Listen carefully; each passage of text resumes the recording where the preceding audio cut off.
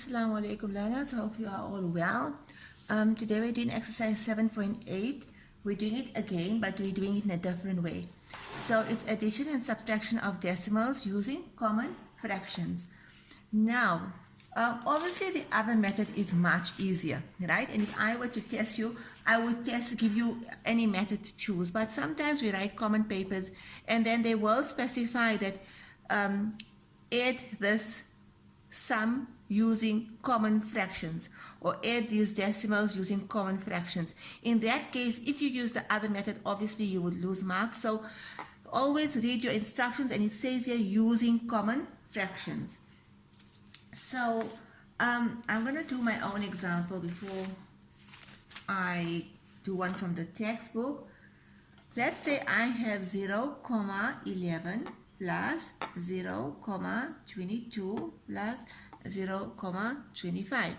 Now the other thing I want to tell you is that you'll notice everything that we start off the section with leads to something. So in the beginning of fractions, when we started off sections of the section on fractions, we said what is a common fraction? So how to recognize a common fraction? So that ties in here. And then the other thing that we did is converting from fraction to decimal and decimal to fraction. That also ties in here. That's why how I always tell you it's very important to understand your basics, because somewhere along the line it gets incorporated into something else, and then you've got to apply many aspects to a certain concept. So in this case here, 0,11, how will I write it as a common fraction? It will be 11 over 100. Right, no whole number. 11 is your decimal or your fraction of a whole, right? How do I know my denominator must be 100? Because it's two place values after the comma. Plus 22 over 100 plus 25 over 100. Right, now remember my rule. Whenever I'm adding or subtracting a fraction, if the denominators are the same, I can just add it. If the denominators are not the same, I cannot. So in this case, they are the same. So 11 and 22 is 33, plus 25 is 58 over 100. So that was very simple. And then I write it as a decimal, which is 0,58. Again, why? No whole number. 100 can't go into 58. That means it's 58 parts of 100, right? And that means and also the denominator tells me it's two place values after the comma, so 0,58. So that's a simple one, right? Now we go on to a difficult one, or not a difficult one, just a different one, right? Now in the next one, the denominators are not going to be all 100. So you must remember your rule that when adding or subtracting fractions that don't have the same denominator, I have to make them the same. So if you look here, right, 0,1, how will I write it as a common fraction? 1 over 10. No whole number. How many place value after the comma is 1 place value. That tells me my denominator is going to be 10. 78 over 100, 9 over 10. So straight away I can recognize that, you know what, this is not as simple as the one before. My denominators are not the same. I cannot just add it. I have to make sure my denominators are the same. And what do? The easiest is to multiply by 10. Whatever I do to the denominator, I do to the numerator. Whatever I do to the denominator, I do to the numerator. I rewrite it, 10 over 100, 78 over 100, 90 over 100. Right, now that I have that, I said, okay, you know what, all my denominators are the same. Now I can add. So 10 and 78, 88. 88 plus 90, 178 over 100. Now I look at this and I say, hey, you know what, 100 can go into 178. That means I'll be able to get a whole number out of it. I'll be able to make one whole and 78 over 100. Okay, sorry about that small space. This whiteboard's really small. So I got a whole and 78 over 100. If I want to write it as a decimal, then it will be 1,78. Okay, so if you look here, let's look at this example. First is you had to convert. Then is you had to check your denominators. After you added, you had to check that, you know what, can I get a whole number out of this here so that I can write it as a whole number with a fraction or a whole number in a decimal. Okay? So a lot of rules got applied, and that's why it's important to know your basics. Let's do another example with a whole number.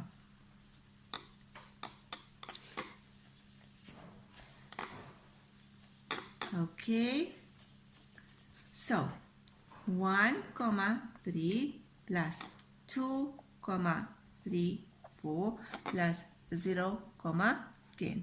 Okay, so this one gets just a little bit more difficult, but once you get the hang of it, and obviously with maths practice, and then you know what, it's going to be so simple.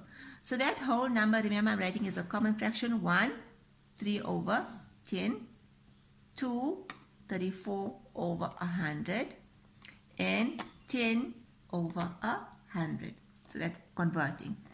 Now I see my denominators are not all the same, so obviously I have to first make them all the same. So I multiply this first one by 10, I get 1 and 30 over 100, plus 2 and 34 over 100, plus 10 over 100. Now that they're all the same, I can add my whole numbers together. 1 plus 2 is 3. 30 and 34 is 64 plus 10 is 74 over 100. Right? How will I write it as decimal? 3,74. Okay? Right. So, your work for today, right? Exercise 7.8, you're not going to do all. You're only going to do B and F. Now, if you look at B, right? If you look at B, I'm just going to quickly show you that 0,08 plus 0,09 plus 0,07. All of your denominators here are going to be 100. Okay? So you're not going to have a problem. If you look at F, number 1F, right? 1,3 plus 23,04 plus 8,03. Okay? Then you can see that your denominator here is going to be a 10, 100, and 100. Now, you'll be able to check your answers straight away if it's correct, because obviously you've done this exercise previously, but you just done it a different way. Let's look at number 2, number 2B, right? 11,11 minus 0,01. Both your denominators are going to be 100, so you're not going to have a problem there. And then if we look at number 2F, okay, 11,101 minus 10, sorry, not F, sorry, D. 8,19 minus 1,18. Both your denominators are going to be 100, so you're not going to have a problem there. Okay? Then, if you look at number 4 in your textbook, right? I'm going to put the textbook here so you can see what I'm talking about. Number 4 in the textbook, you're going to do A, and basically what it means is Umpume looks at the advertisement. She wants to buy a pair of white jeans and black denim jacket, right? So you go to white jeans and black denim jacket. You look for the prices. You look for her waist size and her chest size. You take those two amounts and you add it, because obviously this involves money. So that's how it comes into addition of decimals. Okay. Then D, find the cost of a pair of blue jeans. So you go to blue jeans and a blue denim jacket and a white t-shirt for Ismail. His waist is 70 and his chest is 74. And he wears a large t-shirt. So you're going to look here for the information, and it's going to tell you the prices. You're going to find the centimeters. You look at the price and you're going to add it. Right. I want to go to number 5. Right. Number 5, 6, and 7 is the same. Right? Before paying for her groceries at the till, Julia Gama estimated that her shopping would cost about 80 rand. Julia bought the following. Now let's talk about cost and estimation. Why will a person estimate? Like we all know, when we go into the cafes or to the shops or anywhere where we're going, we'll say, okay, you know what? I'm going to buy milk and bread I should take a 50 rand route. That should be enough because milk's about 30 rand, 31 rand, and bread's about 15 rand. Okay, so 50 rand will be enough. If I want to buy something else, I'll need more than that. So estimation is important in everyday life, in your real life. It will apply to your entire life, wherever you're going, whatever you're doing.